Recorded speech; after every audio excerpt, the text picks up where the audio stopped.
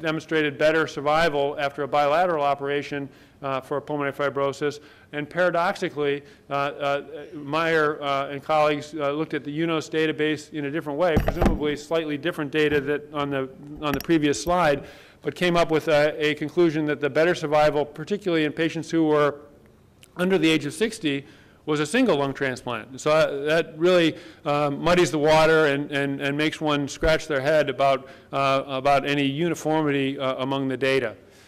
So I will make an assumption and raise a question. If you assume that both bilateral and single lung transplants are offered for all the diagnoses other than the septic lung disease, then you must consider that at least a single lung transplant is sufficient for any of those diagnoses, and whether it's best or not is debatable.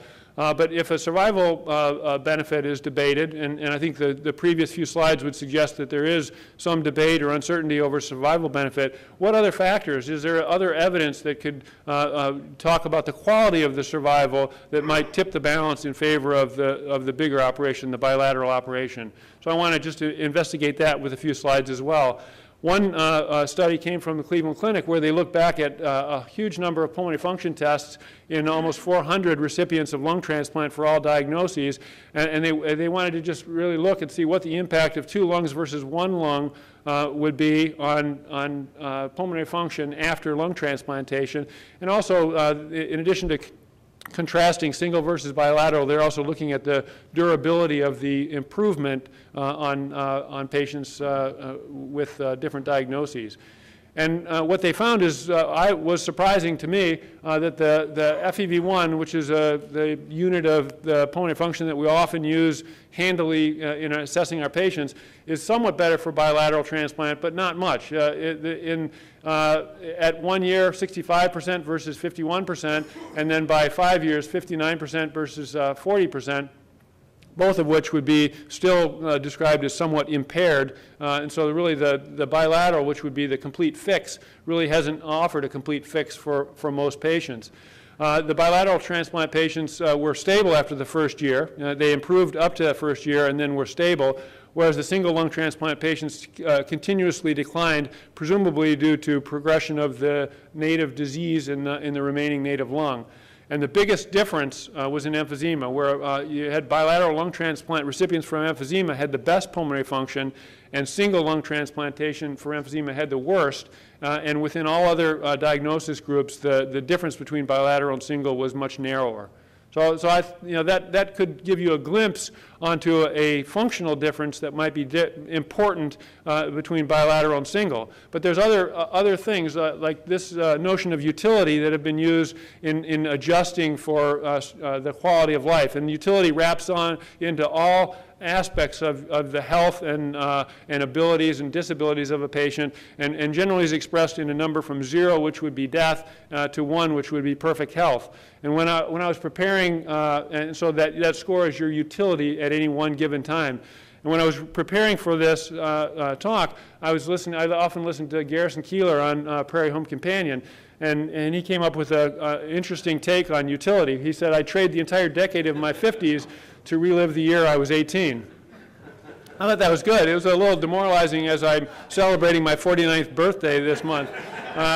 It doesn't give me a whole lot to look forward to, I think. But anyway, so that's a kind of a common day version of utility. But there's other areas where utility is useful, particularly when adjusting for survival. So for instance, if somebody has a 5-year life expectancy on a procedure that would leave them with a health utility score of 8, then their quality adjusted life years would be 5 times 0.8 or 4 years. And that's how you can adjust for differences in quality of life rather than quantity of life if that quantity is longer but sicker. This group, led by Anyanwu in Great Britain, has done a couple of, I thought, excellent papers that really studied this well. And so I'm going to rely heavily in the next few slides on 2 papers by them. One was a cross-sectional study where they looked at patients who were either on the wait list or patients who'd been transplanted, and they broke the transplanted patients into several eras since the time of transplant. And then they looked at quality of life measures just to see what the trend is. And they did an unusual breakdown between single bilateral transplants and heart-lung transplants. If you look here, again, remember that 0 is death and 1 is complete health, and the utility score is this Euro quality of life score across the top. The single lung patients start out at about 0.7, and then they decline steadily to 0.6 at 36 months. The bilaterals are 0.75 in the early stages. They go up a little bit, and they seem to be relatively stable. And the heart-lung also start at 0.67, and then they go up. And actually, if you ignore statistically significant differences, just on the face of it, they seem to have the highest scores. And kind of a sub-study was to look at patients who were reporting any problem in different dimensions of their life: mobility, self-care, activity, pain, and anxiety. And what you can see is it's also neatly partitioned that the patients with the single lung transplants are most likely to be reporting problems in any of these areas, whereas the bilaterals are, looks like, at least 40 or 50% less likely to report problems, and the heart-lung transplant recipients are the least likely to present problems. So that suggests that there is a substantial difference in the quality of life experience on patients who have received these different operations.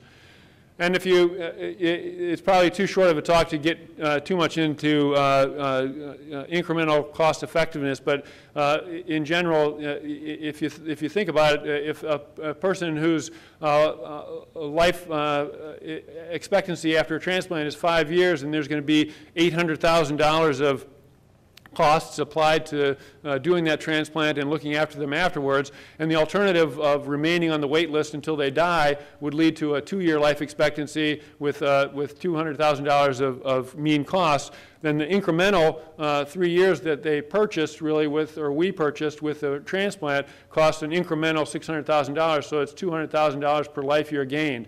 And prior to the 2008 economic crisis, a lot of times it was $50,000 to $100,000 per life year gained was something that we would reasonably pay for without too much hesitation.